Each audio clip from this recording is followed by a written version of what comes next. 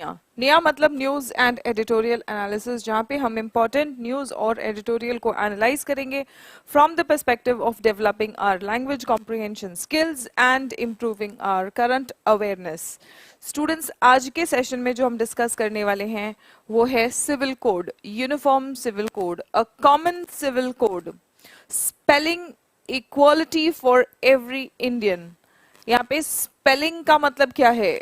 Spelling का मतलब जो हम स्पेलिंग्स पढ़ते हैं डिक्टेशन वाला स्पेलिंग्स, वो नहीं है। यहाँ पे spelling equality for every Indian का मतलब ये है कि कॉमन सिविल कोड हर इंडियन के लिए समानता ले आएगा।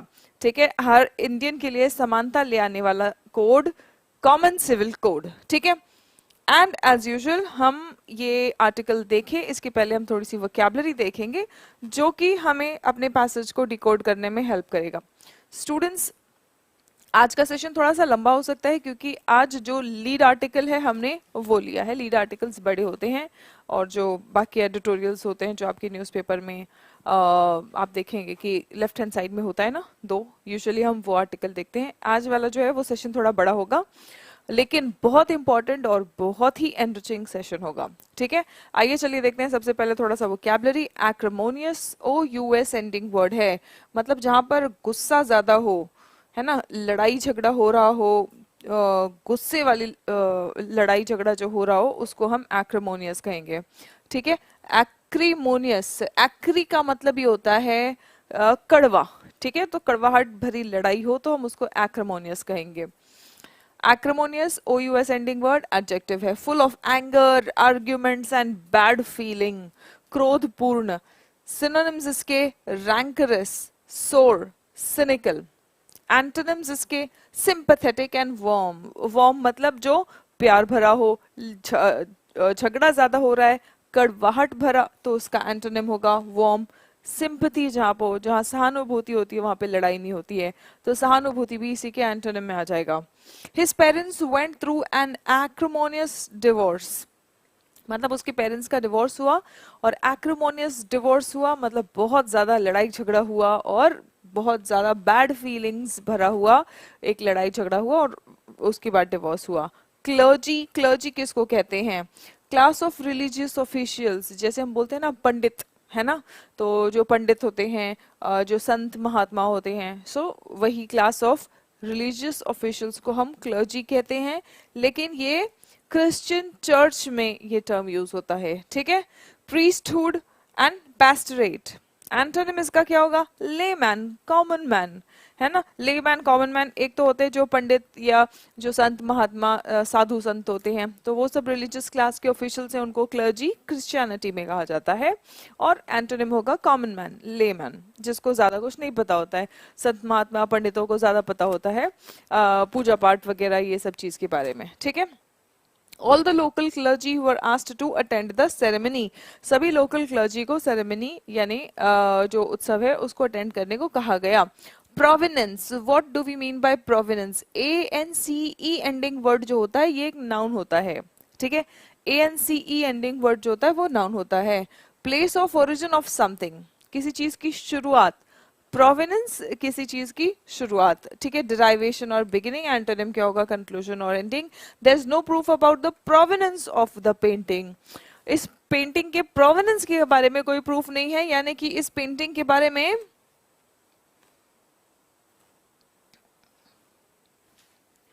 की शुरुआत के बारे में कोई पता नहीं है। सैक्रोसैंक्ट, सैक्रोसैंक्ट का मतलब क्या होता है? टू इम्पोर्टेंट, कोई चीज जो इतनी ज्यादा इम्पोर्टेंट हो, इतनी ज्यादा स्पेशल हो कि उस पर सवाल ही नहीं उठाया जा सकता है या उसको बदला नहीं जा सकता, जिसको बदला ना जा सके, जिस पर सवाल ना उठाया जा सके। कोई चीज इतनी पवित्र हो, कोई चीज इतनी इंपॉर्टेंट हो, कोई चीज इतनी खास हो, तो हम उसको सैक्रोसैंक्ट कहेंगे। ठीक है, परम पवित्र। एंड सिनोनिम्स इसके क्या होंगे? Inviolable, inviolable and privileged, inviolable and privileged. इसका एंटोनिम क्या होगा? ब्लास्फेमस या इररेवरेंट, ये इतना ज्यादा इंपॉर्टेंट है कि उस पर सवाल ही नहीं उठा रहे हैं। दूसरा क्या है? कि उसको इज्जत नहीं दे रहे हैं, कुछ चीज इंपॉर्टेंट है लेकिन उसको हम उसके बारे में कुछ गलत शलत बोल रहे हैं। Blasphemous, इररेवरेंट, no respect, irreverent, reverent मतलब रिस्पेक्ट देना, ठीक है, इरेवरेंट मतलब रिस्पेक्ट नहीं मिल रहा है, ठीक है। I'll work till late night in the evening, but my weekends are sacrosanct. I'll work till late evening. वो बोल रहे कि मैं बहुत देर तक काम कर लूंगा, चल जाएगा, लेकिन मैं सैटरडे संडे को ऑफिस नहीं आऊंगा। वीकेंड्स मेरे सैक्रोसैंक्ट है, मतलब वीकेंड्स मेरे लिए इतने ज्यादा इंपॉर्टेंट है कि मतलब वीकेंड पे मैं काम करने नहीं आ सकता। मैं लेट नाइट तक बैठ के मैं अपना काम पहले फिनिश कर लूंगा, लेकिन सैटरडे संडे घर बैठूंगा मैं, ठीक है। I'll work till late in the evening, but my weekends are sacrosanct. मतलब वीकेंड्स इतने इंपॉर्टेंट है कि उनको छेड़ा नहीं जा सकता, उनको उन पर सवाल नहीं उठा जा सकता कि तुम सैटरडे संडे भी ऑफिस आ जाओ, ठीक है। Antiquity means it is related to old times.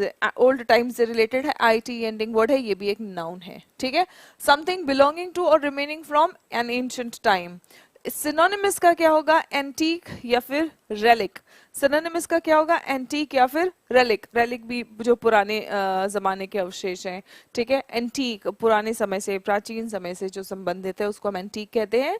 और ऑब्वियसली प्राचीन का एंटोनिम क्या होगा, नए से संबंधित, न्यूनेस या फिर मॉडर्न, ठीक है। The statue was brought to Rome in antiquity. Statue को रोम में एंटिक्विटी में लाया गया, ठीक है, मतलब बहुत पुराने समय में, प्राचीन समय में रोम में लाया गया था। Extol is a verb. Extol का मतलब होता है प्रशंसा करना, तारीफ करना। टू प्रेज समथिंग और समवन वेरी मच, बहुत ज्यादा प्रशंसा करना किसी चीज की, एक्सटॉल करना, है ना। एक्सटॉल समझ लीजिए तालियां बजाना, एक्सटॉल तालियां बजाना, जब आप किसी चीज की प्रशंसा करते हो तब आप तालियां बजाते हैं, है ना। अक्लेम या फिर अपलॉड। एंटोनिम क्या होगा इसका, ब्लेम या फिर क्रिटिसाइज। किसी चीज की तारीफ करने का एंटोनिम होगा किसी चीज पर आरोप लगाना, किसी चीज की आलोचना करना। His book extolling the benefits of vegetarianism sold thousands of copies. उसका जो बुक है जो वेजिटेरियनिज्म को प्रमोट कर रहा है, वेजिटेरियन होने की तारीफ कर रहा है, प्रशंसा कर रहा है, वो हजारों में बिकी। Sold thousands of copies. The next one, infringe. Infringe भी एक वर्ब है बच्चों। इनफ्रिंज का मतलब होता है उल्लंघन करना। इनफ्रिंज का मतलब होता है उल्लंघन करना, ठीक है। टू ब्रेक अ रूल, कोई भी कानून है, कोई अग्रीमेंट है, कोई कॉन्ट्रैक्ट है ना, उसका जब आप उल्लंघन कर रहे हो, उसकी अवमानना कर रहे हो, अवज्ञा कर रहे हो, तो हम उसे कहते हैं इन्फ्रिंज करना। Breach is the legal word used. जब आप किसी कानून की अवज्ञा करते हो, उसे नहीं मानते हो, किसी रूल को तोड़ते हो, तो हम कहते हैं ब्रीच, ठीक है। कॉन्ट्रावीन, कॉन्ट्रावीन भी यही मीनिंग देता है, कॉन्ट्रावीन किया आपने, मतलब आपने किसी कानून को तोड़ा, ठीक है। नाउ अब डिसोबे करना, अवज्ञा करना, अवमानना करना, उसका एंटोनिम होगा मानना, आज्ञा का पालन करना, ओबे या फिर preserve. The material can be copied without infringing copyrights, ठीक है। मतलब हम कह रहे हैं कि आप कॉपीराइट की कॉपीराइट वाला जो रूल है, कानून है, उसकी उसको वायलेट नहीं करेंगे, उसको ब्रेक नहीं करेंगे अगर आप इस मटेरियल को कॉपी करते हैं, मतलब वो कॉपीराइट रिस्ट्रिक्शन नहीं है उस पर। कंफर्म, याद रखना students, there is one more conform. एक कंफर्म ये भी होता है, ठीक है। इस कंफर्म का मतलब होता है सुनिश्चित करना, ठीक है। आप टिकट्स बुक करते हैं तो आपके पास कंफर्मेशन मैसेज आता है, कंफर्मेशन मैसेज आता है, आप कंफर्म करते हैं, सुनिश्चित करते हैं, ठीक है। बट कंफर्म का मतलब क्या होता है, कंफर्म का मतलब ओबे होता है, एफओ फॉलो करना, है ना। एफओ फॉलो करने से रिलेटेड है ना, तो आप इसी से याद रखने की कोशिश करेंगे। इसका मतलब होता है सुनिश्चित करना, इसका मतलब होता है पालन करना, ठीक है। To behave according to a group's usual standards expectations और to operate according to a rule. कोई रूल है उसी के हिसाब से काम करना, किसी रूल का पालन करना, ठीक है, अनुपालन करना। अट्यून और कंप्लाई, कंप्लाई, अट्यून, ये सब इसके सिनोनिम्स है। एंटोनिम क्या होगा, कॉन्ट्रडिक्ट या फिर डिफर। एंटोनिम क्या होगा, कॉन्ट्रडिक्ट या फिर differ. This building does not conform to, इसके साथ कंफर्म के साथ में फिक्स्ड प्रीपोजिशन क्या यूज आएगा, टू आएगा, ठीक है। So this building does not conform to the fire regulations, यानी कि जो फायर रेगुलेशंस है उस फायर रेगुलेशंस वाला जो लॉ है उसका पालन नहीं करता है ये बिल्डिंग, मतलब अगर आग लगी तो सेफ्टी प्रिकॉशंस जो मेंशन्ड है कि भाई बिल्डिंग में ये सेफ्टी प्रिकॉशंस होना चाहिए, तो वो फॉलो नहीं हुआ है। जब सेफ्टी प्रिकॉशंस फॉलो नहीं होता है तो in cases of accidents, in cases of emergencies, जो लोग वहां पे रहते हैं उनकी जान खतरे में पड़ जाती है।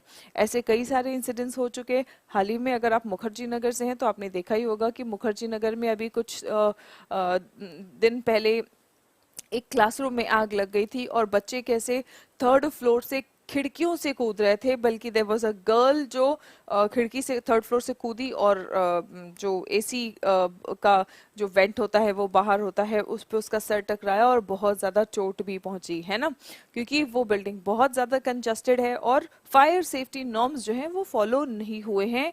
That building did not conform to the fire safety regulations, right. So I hope आपको ये समझ में आ गया है। डेलिबरेट का मतलब होता है जानबूझ के, डेलिबरेट मतलब जानबूझ के, योजना अनुसार, ठीक है। अच्छा, डेलिबरेट का आप दो मीनिंग देखेंगे, ठीक है। एक तो होता है जानबूझ के और एक डेलिबरेट का मीनिंग होता है बातचीत करना, कॉन्वर्सेशन करना, दोनों मीनिंग हम देखते हैं, ठीक है।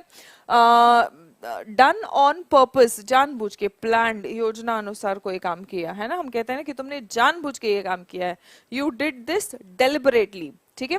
दूसरा है टू थिंक अबाउट और डिस्कस समथिंग, बातचीत करना। किसी मुद्दे पर जब आप बैठ के विचार विमर्श कर रहे होते हैं और जब आप बातचीत कर रहे होते हैं किसी मुद्दे पर, हम कहते हैं you are deliberating the issue, ठीक है। सो डेलिबरेट करना मतलब बिफोर मेकिंग अ डिसीजन, कोई फैसला लेने से पहले जो आप सोच समझ कर बातचीत कर रहे होते हैं, डिस्कशन कर रहे होते हैं, उसको भी हम डेलिबरेट कहते हैं, ठीक है। Thoughtful, planned. एंटोनिम इसका क्या होगा? कैजुअल या फिर रैंडम।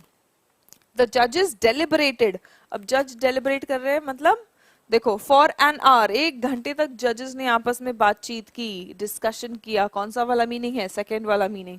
द जजेस deliberated for an hour before announcing the winner, winner को अनाउंस करने से पहले जजेस ने 1 घंटे तक आपस में बातचीत किया, डेलिबरेट किया, डिस्कस किया, कौन कैसा है, कौन कैसा नहीं है, किसको इनाम दिया जाना चाहिए। बॉक्स समबडी, किसी को बॉक्स कर देना मतलब आप किसी को एक तरह से डब्बे में कैद कर दे रहे हैं, है ना। फील रिस्ट्रिक्टेड और stuck due to one's limited options. He boxed her in so she could not get away from him, उसने क्या किया? उसने उसको बॉक्स कर दिया, मतलब उसको रिस्ट्रिक्ट कर दिया ताकि वो उससे दूर ना जा सके, ठीक है। Flotsam and jetsam, what do we mean by flotsam and jetsam? A group of random items which are found together, मतलब एक साथ में ग्रुप ऑफ रैंडम आइटम्स, इधर उधर की जो आइटम्स हो, कोई भी चीजें अलग अलग वैरायटी को हो लेकिन जो इकट्ठी पाई जाती है, उसको हम फ्लोटसम एंड जेटसम कहते हैं, ठीक है। His house was a disorganised mess of flotsam and jetsam, मतलब फ्लोटसम और जेटसम के ये अलग अलग चीजें हैं, उन चीजों का पूरा मिश्रण पाया जा रहा था उसके डिसऑर्गेनाइज्ड घर में। His house was a disorganised mess, ठीक है। कोई चीज कनेक्टेड नहीं है, कुछ भी उसके घर में पड़ा हुआ है, ठीक है। टिपटोइंग, टिपटो करना मतलब टिपटो ऐसे जो हम ऐसे उंगलियों पे धीरे धीरे ऐसे चलते हैं, है ना। So tiptoeing, right. अब देखो, to avoid talking about something, अब आप टिपटो कब करते हो? जब आप घर में लेट आ रहे हो और आपको पता है मम्मी से डांट पड़ेगी, तो चुपचाप धीरे से दरवाजा खोलते हो, मम्मी को या भाई को आप फोन कर देते हैं कि दरवाजा खोल दो और हमें चुपचाप से घर में पहुंच जाओ। क्यों? क्योंकि आप अपनी मम्मी से बात करना, पापा से बात करना अवॉइड कर रहे होते हो, उस टाइम पे डांट पड़ जाएगी, है ना। सो टिपटोइंग का मतलब होता है to avoid talking about something, to talk about something only in an indirect way, या फिर अगर बात करना भी पड़ा तो आप इनडायरेक्ट वे में बात कर रहे हो या फिर आप बात करना अवॉइड कर रहे हो, दैट्स कॉल्ड टिपटोइंग, ठीक है। They tiptoed around the subject of her poor health, उसका जो खराब हेल्थ है उस सब्जेक्ट पर उन्होंने क्या किया? उन्होंने टिपटो किया, उस सब्जेक्ट पे उन्होंने क्या किया? टिपटो किया, ठीक है बच्चों, right. Then coming to the next one, bridging a gap, gap को ब्रिज करना, ठीक है। जब अब देखो हम क्या करते हैं, रिवर पर ब्रिज बनाते हैं, है ना। क्यों? ताकि इस बैंक पर इधर वाली जगह और इधर वाली जगह के बीच में ये जो गैप है इसको हम जोड़ सके, ब्रिज कर सके। तो ब्रिजिंग अ गैप का मतलब वो होता है कनेक्ट करना, ठीक है, यहाँ का लैंड जो है और यहाँ का लैंड जो है, इसको आप कनेक्ट करते हैं कैसे, ब्रिज बना के। सो ब्रिजिंग अ गैप का मतलब होता है दूरी को कम करना, कनेक्ट करना, टू कनेक्ट टू थिंग्स और to make the difference between them smaller, उनके बीच में जो डिफरेंस है उसको स्मॉल कर रहे हैं आप, या फिर आप कनेक्ट कर रहे हैं। Student loans allow many students to bridge the gap and to be able to afford a college. जो स्टूडेंट लोन होता है उससे क्या है, आपको अगर पढ़ना है, आप फाइनेंशियल कंडीशन उतनी अच्छी नहीं है कि अगर कहीं का बहुत हाई फीस हो आप अफोर्ड कर सके, राइट। सो जब स्टूडेंट लोन का फैसिलिटी आपको मिल जाता है तो इससे जो कमी है उस कमी को पूरा करने का मौका मिल जाता है स्टूडेंट्स को, कमी को पूरा करने का मौका मिल जाता है स्टूडेंट्स को, गैप ब्रिज करने का, जो दूरी है उसके कोर्स और सपने और उसके फाइनेंशियल कंडीशन के बीच में जो दूरी है उसको कम करने का उसको मौका मिल जाता है। सेट ऑफ, सेट ऑफ का मतलब क्या होता है, कोई चीज एकदम शुरू कर देना, सेट ऑफ मतलब कोई चीज शुरू कर देना, ठीक है। To begin or happen, the court's initial verdict in the police officer's trial set off serious riots. जो पुलिस ऑफिसर्स का जो ट्रायल था, है ना, तो उसका जो कोर्ट का इनिशियल वर्डिक्ट था उससे दंगे भड़क गए थे, ठीक है, सीरियस राइट्स भड़क गए थे। सेट ऑफ सीरियस राइट्स मतलब सीरियस राइट्स शुरू हो गए थे। ब्रिंग अप, ब्रिंग अप मतलब कोई मुद्दा उठाना, दो मीनिंग है इसका, एक तो होता है मुद्दे के टर्म्स में कोई मुद्दा उठाना, लेकिन बच्चों के टर्म्स में अगर हम ब्रिंग अप कहते हैं तो इस फ्रेजल वर्ब का मीनिंग होता है पालन पोषण करना, ठीक है। सो टू स्टार्ट और talk, to start to talk about a particular subject, she brought up the issue of inflation, महंगाई का मुद्दा उसने उठा दिया। क्यों? क्योंकि टमाटर बहुत महंगे हो रहे थे, है ना। वैसे महंगाई नॉर्मली थोड़ी थोड़ी थोड़ी थोड़ी बढ़ रही होती है, लेकिन महंगाई के बारे में लोग तब बात करना शुरू करते हैं जब किसी एक चीज की या जनरली कुछ चीजों की महंगाई बहुत ज्यादा बढ़ जाती है। So she brought up the issue of inflation, है, मतलब उसने उस मुद्दे पर बात करना शुरू कर दिया। Start to talk about a subject, to care for a child। हाँ, आप कहते हो ना I was born and brought up, मैं कहती हूँ I was born and brought up in Mumbai, मतलब मैं पैदा हुई थी और मेरा पालन पोषण हुआ कहाँ पे, मुंबई में, ठीक है। सो ब्रिंग अप का मतलब बच्चों के टर्म्स में पालन पोषण करना, बड़ा करना है, ठीक है। Nobody was willing to bring up the subject of pay at the meeting, meeting में कोई इस मुद्दे को उठाने के लिए तैयार नहीं था, ठीक है। He was brought up by his aunt, उसकी आंटी ने, उसकी चाची ने या मौसी ने उसका पालन पोषण किया। He was brought up by his aunt.